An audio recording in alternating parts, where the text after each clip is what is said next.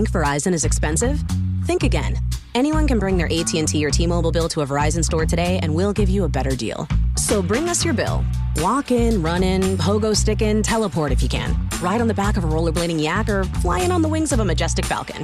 Any way you can, bring your AT&T or T-Mobile bill to a Verizon store today and we'll give you a better deal on the best network. Based on RootMetrics Best Overall Mobile Network Performance, U.S. Second Half 2025. All rights reserved. Must provide very recent postpaid consumer mobile bill in the name of the person redeeming the deal. Additional terms, conditions, and restrictions apply.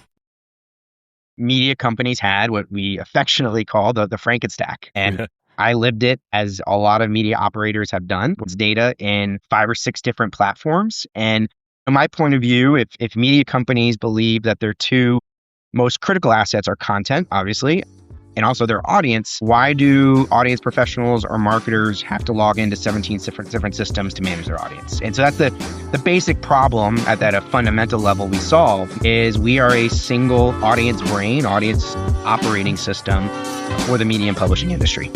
This is Small Press, Big Ideas, a podcast about the business of local news in the United States. I'm your host, Paul Gewirtz. Small Press Big Ideas is about the opportunities and challenges that local news publishers are facing for their businesses. I'll sit down and talk with journalists, entrepreneurs, nonprofit leaders, and more in the local news industry to find out what's working, what isn't, and how the local news ecosystem can innovate and flourish in the 21st century.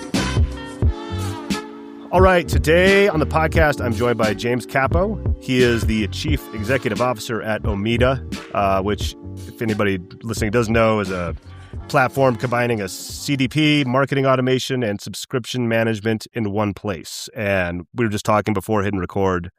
I'm excited to learn more about that. But James, thank you very much for joining me, man. Yeah, Paul, really great to be here and looking forward to the conversation. Awesome. I asked kind of all my guests at the beginning, if you could kind of set the stage and just give us a brief background on your career and your story in media and Omeda and all that. Yeah, absolutely. Happy to do that. So first, thanks for having me on. I think so. I've spent pretty much my entire career in the media industry or supporting the media industry as I am today at Omeda. But started with at the Associated Press back in the early 2000s, primarily on the broadcast side, on television, radio, and helping the AP support actually local TV and radio stations with their production. Worked on a product called ENPS, which is still used in hundreds of television newsrooms around the world as a production tool. So first part of my career I spent at the AP, was there for about 8-10 years from that. So always been embedded in the sort of the overall media ecosystem. I was a journalism major as well in business and really enjoyed my time at the AP, great organization, and is still, very vital to us today in the industry. I left the AP and ended up in business school, and through that, got back into the media industry, but primarily on the B2B media side. A couple organizations I worked with, one called Cygnus Business Media, which is now called Endeavor Business Media, and then also Access Intelligence, which has brands the community might know, primarily Ad Exchanger, Ad Monsters, the Folio brand, and the Men's brand from back in the day, for those that are familiar with that. But they're also in energy, engineering, healthcare. And at both those organizations, Endeavor Business Media and Access Intelligence, I was a publisher at Endeavor, ran the fire, lawn, EMT brands, where I had editorial, but also sales and product. And then at Access Intelligence, I ran digital experiences across the portfolio. So beginning to understand how the audiences interact both in email and web and subscriptions and events, all those things, and all the technology that you have around that. And while I was there, we had Omeda, and I joined Omeda in 2016 as the chief revenue officer, and ultimately became the CEO a few years ago. But the reason I joined Omeda is, I think some things we'll talk about today, Paul, but media companies had what we affectionately call the Frankenstack. And I lived it, as a lot of media operators have done, where I have audience data in 5 or 6 different platforms. And from my point of view, if media companies believe that their 2 most critical assets are content, obviously, and also their audience, why do audience professionals or marketers have to log into 17 different systems to manage their audience? And so that's the basic problem at a fundamental level we solve is we are a single audience brain, audience operating system for the media and publishing industry. And that's kind of what we built and what we've grown into. And that's what we do today. We work with about 200 different publishers across the spectrum, managing their audiences and also activating those audiences through, as you said, a CDP, marketing automation and subscription platform. That's awesome. And my kind of next question I have was just talk a little bit about Omeda and how local media companies use the platform. You kind of went into that a bit, but based on our kind of conversation before we officially started going, I brought up HubSpot because I'm in a group and the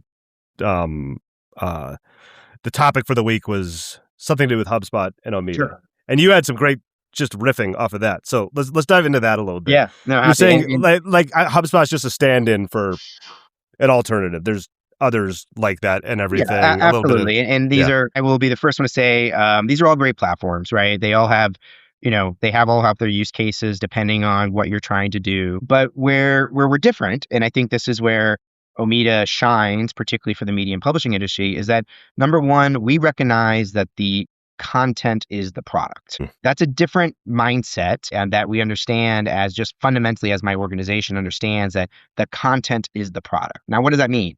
What that means is that content can live across multiple different products for the publisher. And the publisher, in this example that I'm using for you, Paul, right? Your brand, right, is you have your website, you have your newsletter, you have your podcast, you might have an event. Those are all different products that we help you manage. And as an audience member, I might be very engaged in your newsletter, or hopefully I listen to your podcast, but I might not. I might come to your website, and where we're different is we manage the audience member across those product definitions. And we also create a single audience ID. So James Capo at Omeda, James Capo at Gmail. In our world, that's one record. And I might sign up for your newsletter with my Gmail. I might sign up for for your event or marketing emails with my Omeda account. But the way we structure and the way we manage this database and the audience is both around the customer ID, but also the concept of product management. And that's something that pure play marketing automation systems like a HubSpot doesn't have a concept of. And it's a unique, when you talk to media operators and you start to kind of go that, layer. Yes, HubSpot has marketing automation. We have marketing automation. But you really need to understand how they manage and structure the data and how that operates for you to make your life a little simpler from there. And so fundamentally, we manage the user ID or the audience ID, but also manage the product rules and definitions attached to that user ID, and then also able to activate against it. So if you want to create queries and cohorts on everyone who read this article, came to this event, opened this email, is a paid subscriber, is not. All those are products built around the user. So it's a little nerdy and a little slightly into the weeds, but as you talk to media operators and you really take that next look at it, you're like, oh man, that makes a lot of sense because that's how my audience thinks about me. The brand is the high level, but the products where I'm communicating, and it's also how your audience is engaging with you across that. And what that allows us to do is start to build that connection and sort of that lifetime value of that audience member. And it simplifies the workflow too for media companies, where, as we said at the beginning, you don't need to have 5, 6, 7 different systems to do this. We've made it harder on ourselves. That's so cool, man. I see seen in a few different ways, on two different sides.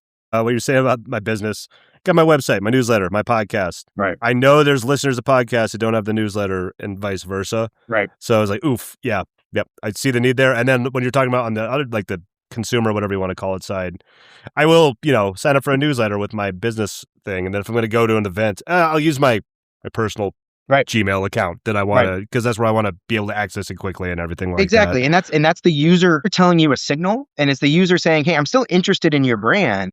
And if you don't have the right infrastructure and a true audience platform like Omeda, it's hard to see that, right? And it's not just email. Like, we'll take any type of additional information. We're able, using some algorithms, also obviously AI now, we can say, okay, this is Paul, and because he gave us his email plus this additional piece of information, we now know it is a single record, right? And we can merge that on your behalf. Very cool. Hold on, I had the wrong tab up. Sorry. So this might be a good spot. I had a friend in the same group reach out. And so I didn't have this in the prep because he messaged me after I sent these to you. Sure. But this might be a good spot to fit this in. He'd found out that I was interviewing him, and he had kind of a question that he wanted me to filter to you. Yeah. And his was around AI, and we're legally obligated to talk about AI in 2026 on this podcast. You cannot have a media podcast or a media conversation without talking about AI. Yeah, right. They would drag me out of here if they didn't say it. But his question was, with the proliferation of, and I can't remember exactly how he phrased it, of just agents, the agentic AI rising. Are you seeing? You might be the person to ask. Are you seeing? How's this affecting? I don't know how to phrase this. First party data. Can you tell the difference between like an agent? Does that make sense? Or how are you guys thinking about it, addressing it? Well, and once again, sorry, this wasn't in the prep. I'm kind of no. It's a good question, and I think we also need to like rephrase a bit on define what first party data is, right? Okay, yeah. So let's I think take one step back. If your friend or this conversation is, hey, first party data is a cookie visit to my website, and I am cookieing that individual and seeing that cookie navigate on the site, can we or others tell if that's an agent or a person? I can't sit here and say you can. I don't know. I don't know the answer to that.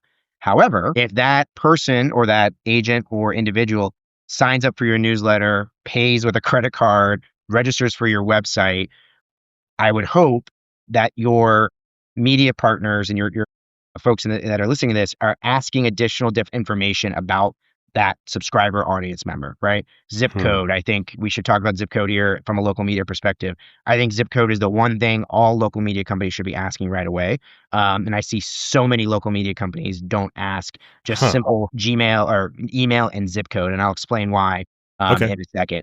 So in that sense, yes, right? In that sense, if we see that first party data and we think about first party data in terms of both declarative data that I am giving you information on a form, as well as behavioral data in terms of what I am browsing and looking at, then yes, Omeda can start to understand what has patterns that might be an agent or not. Now, maybe the question is, do you care if an agent is paying you, is able to swipe a credit card and pay you for that?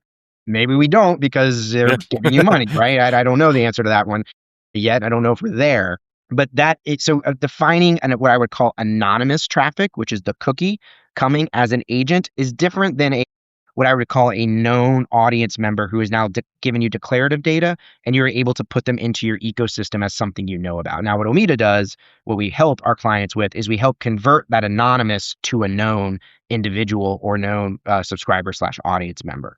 So that part of the ecosystem, yes, we absolutely can start to see patterns. We can start to see things. I'm not going to sit here and tell you, I'm going to be able to tell you what agents are going to look like in the next, 6 to 12 months. The world kind of changed in the last 45 days with Claude and co-work and everything that has happened here. But the short answer is yes. The long answer is we're going to continue to look at that. So I do think it's important to define first party data in this conversation and what it is. And obviously we don't have your friend on here to kind of say what they're thinking, but in those two scenarios, I hope I answered that question. So, yeah, no, that was brilliant. That's why I love this podcast, because I get to ask people smarter than myself on topics about, and you're really good at explaining it too, in a way that's easy to digest and all that. My next question I kind of had was, I saw a post from you, and you kind of touched on this before, the Frankenstack, I believe you said, but I saw a post, and I quote on LinkedIn, the quote was, that everybody is planning their 2026 tech stack like they're building a spaceship. But most growth won't come from adding tools. It'll come from stripping away complexity so your teams can actually act on the data they already have. Yep. And I agree with that. How are you thinking about stripping away that complexity? And could you just expand just on that kind of post, that thought you had absolutely. a little bit? And it again, what partly is I was a operator. I dealt with this. I did it day to day for almost a decade, working across media companies and trying to find my audience. And in some ways, it's very simple, right? It's like we've discussed this already. I had my email in this platform. I had my subscriber information in this platform. I had my authentication and gating, data in this platform for the website. I then had Google Analytics, and then I had converting that unknown to own, and then I had my event or webinar platform, right? And so my audience member is living in all these systems. Mm-hmm. And I can't, and the pressure on on media companies to deliver both an experience for the audience member, but number one, number two, to deliver ads, right? Obviously, and advertising to these folks. We are making it harder on ourselves. We are making already a hard business even more complex and harder. And so I just fundamentally don't understand, if audience is such an important part of a media business's life and sort of livelihood, why in the hell do you have that person in 17 different platforms? I just fundamentally just don't get it. Now, what a lot of media companies did, and I did it, to be very transparent, is I would pull my data out of my email system. I would pull my data out of my subscription system. I would pull my data out of my web authentication, out of my print circulation system, and I would put it into a database, and then I would try to query it, ask it questions, and I'd find a really cool maybe segment that's doing some interesting things. Well, then I got to load it back up onto all those systems, right? I got to put it back in my email system and put it back into my subscription system to make an offer. I got to maybe update the reg wall, and then I got to pull my event data in. So you're adding steps, and what I fundamentally took a step back is like, this is a workflow problem. And if I had editors logging into 17 different CMSs, heads would have exploded, right? There's no way an editor can do that. And there are tools out there that allow content to be distributed in a very sort of atomized way, where it's moving across atomic way, where it's moving across all these platforms. Yet we didn't do that for audience. And so that is kind of my way of like, we have to simplify this. And then the question is, are there tools out there that let you do that? Obviously, self-servingly, yes, there is. And I'm passionate about this, that I do think this is one of the key fundamental problems in media, is we haven't addressed audience as a workflow problem. And we've addressed it as a tech problem when it's actually a workflow problem. And that's where I've said, reduce that complexity, make it simple, and be better for your audience, because you can now see them across your product life cycles. And it's better for your advertisers because you can offer a more robust environment for it. That's also quicker, more intuitive, and frankly, more performant as well for both the advertiser and hopefully the audience member. K-pop Demon Hunters Haja Boys breakfast meal and Huntrix meal have just dropped at McDonald's. They're calling this a battle for the fans. What do you say to that, Rumi? It's not a battle. So glad the Saja Boys could take breakfast and give our meal the rest of the day. It is an honor to share. No, it's our honor. It is our larger honor. No, really. Stop. You can really feel the respect in this battle. Pick a meal to pick a side. Ba-da-ba-ba-ba. At participating McDonald's while supplies last. Well said. You know how I can tell Omeda is a great product? The way you talk about the friction there, it hits me and my company like so much in a different way. Because I'm a scrappy bootstrapped company. I was basically a freelancer. It's now a small company.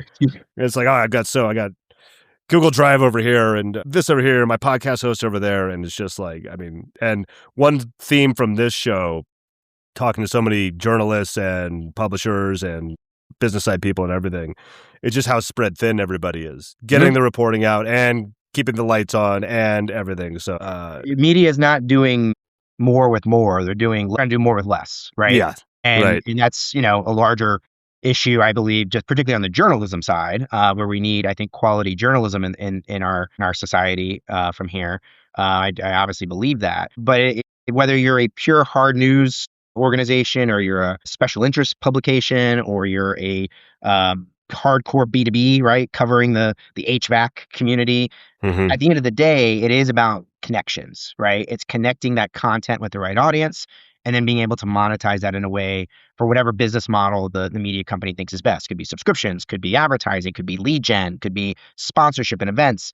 All that's available to media companies, but I just think you're able to do it so much faster when you have a better infrastructure on your audience. Very cool. Yes, well said.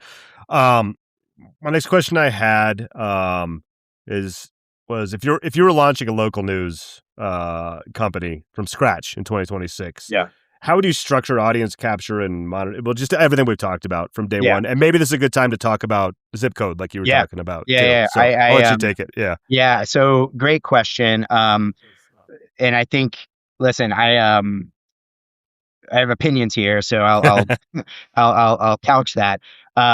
There's a local news, as we know, desert in a lot of places, right? As that term has been called. And the reasons for that, frankly, we could sit here and have a whole nother podcast on the decline of the local newspaper and what that's done to communities from there. So like I actually truly believe in this, and I think it's a issue. I live in Chicago. For those that are listening, I live in the Wicker Park community in Chicago. I read Block Club, which is a little local, covers the neighborhoods of Chicago, of what's going on, what restaurants are happening, what's going on with my aldermen, things along those lines. And I read Crane's Business here in Chicago, which covers the business community, what's happening on that. Unfortunately, and this is, and again, I say this not because of a knock on the publication. I really don't consume the Chicago Tribune. The Chicago Tribune, to me, doesn't have what I'm looking for in a local media company in today's world. And I think that's unfortunate. I'm not saying that's what it is, but as someone who's now lived in Chicago for almost a decade, I get my sources of what's happening in the local community in Chicago from Block Club and from Crane's Business Report. So I'm saying that because my bias and my opinion is based on that. So I kind of want to put that out there as a point of view. If I was starting a local community local publication, I would absolutely think about the community and the content that is going to resonate with that community. We do not need another publication that is saying, what's happening in the national level, right? That just doesn't resonate here. We do need publications that are covering the local courthouses and what's happening with local regulations. We need publications that are covering the local business community and what's happening there. And we need publications that are covering nightlife and bars and restaurants and sports and things like that within the local community. To me, those types of pillars, right, are really what the local reader is looking for. Now, which way you go with that, whether it's a kind of a what I would call the city and regional type publication, like Chicago Magazine, for example, which covers kind of what's happening from a city and regional perspective, or you're going from more of a sort of more, I would call it, professional environment with Crane's Business Report down to a Block Club type where you're down into the community, is up to the publisher to figure out what makes sense for them from there. But broadly speaking, I think those three pillars make sense, right? Business, arts and entertainment, and then something around kind of local politics or local issues. And those can blend back and forth. So that's what I would focus on if I was a local publisher today. That's very well said, like everything you've said. I love Block Club has come up so many times on this podcast. I think I've been talking with one of the folks there about coming on the podcast. Yeah. They just come up over and over and over again. I hear nothing but good things about that. And it's really, at least, there was Patch back in the day, for those who are familiar with Patch. So there's Axios Local has done a lot of things, tried to be in the local community. So you have these sort of local publications that are really trying at the national level, both at the community level. But at least in the Chicago area, I'm really impressed with what Block Club is, what they've done. Because that's what I care about. What cool restaurant or thing is happening in the Wicker Park area? Where can I take my daughter to? That's kind of cool. That's coming up. Those are the things that matter. Switching gears, answering your question on what type of data I might want to ask. Yeah. I truly, truly believe we have missed the boat at local for. At a minimum, you should be asking email address and then zip code. And the reason zip code is important is there is so much data appending you can do once you have the zip code and that person's email. Now you can then progressively profile that individual, right? And particularly if you're offering a paid subscription, you can ask more information, address, and those types of things. But if you aren't offering a paid component and you just want something to register or give you information, at a minimum, you need to be asking email and zip code. And I would even argue maybe even their cell phone number too, if you have that. What the zip code does is if you know that person is in that zip code, you can start to append all types of demographic data, potential household income, political leanings, all of that rich information. And if you build the right profile around that, you can start to go to local communities, like or local advertisers, like a car dealership or a law firm or insurance brokers who want to say, you know what, I've got 3,000 people in this zip code. If you're a car dealership and you are trying to sell maybe a high-end vehicle or something, oh, that's awesome. I can actually target those people in that zip code, right? I know and I can append that to the information. So I have said over and over to local community or local publishers, at a very minimum, ask email and or phone number and then zip code, because the data you can then sort of bring into that profile, whether you ask the community audience member or not, that's just great data, right? And you can start to really have an interesting conversation with your advertisers on how you can start to target and be more effective for them in the local community. And it also helps you just better understanding of where your traffic's coming from locally, right? From that perspective also.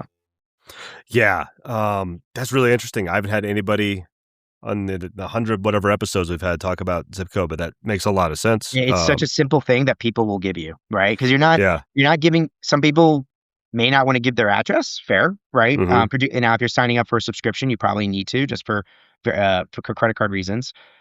But if you're not, you have a newsletter and you're trying to target local community, I still know, I see it over and over again why we don't have zip code. Simple, right? And I'd give it in a heartbeat. Oh yeah, local Yeah. newsletter. Here's my email and here's my zip code. So you guys Yep. know here's what I want to know, and you can, and it just allows for more long-term flexibility for the publisher and more long-term product development and insights that you can get, data appends. And over time, you can always ask more of the audience member. You can progressively profile them as they come back. But at a minimum, that first declarative data should be that, in my opinion. Yeah.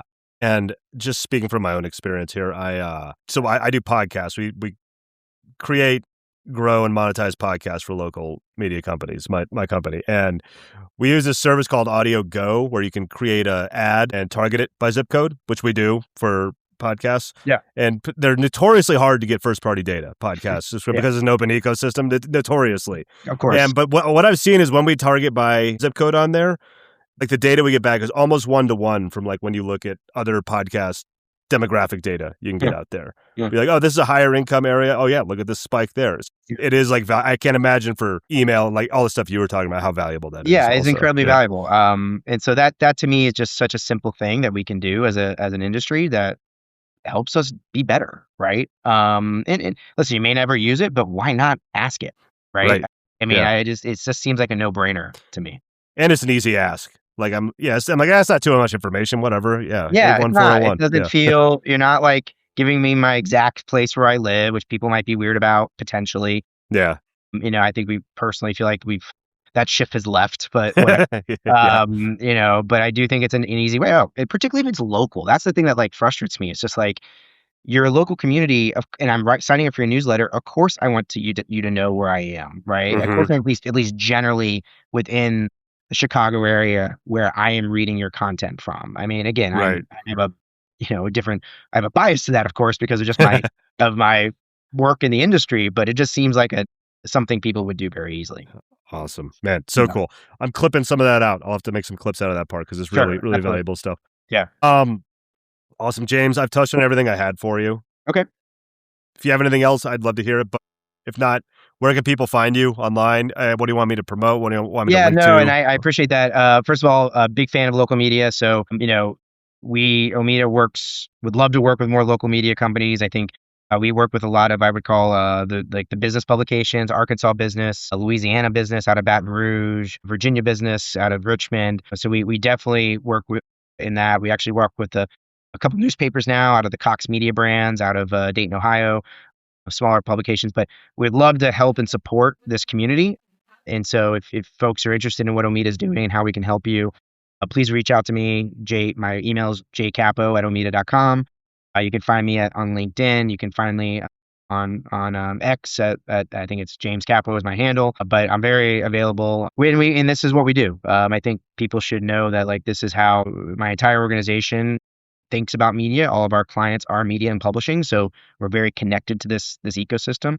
And also we have our annual client event, and Paul, you should come in April. I know you've only been to Chicago once, but it's the end of April here in Chicago, April 27th, 28th, and 29th, Monday, Tuesday, Wednesday. It's a big content day on Tuesday.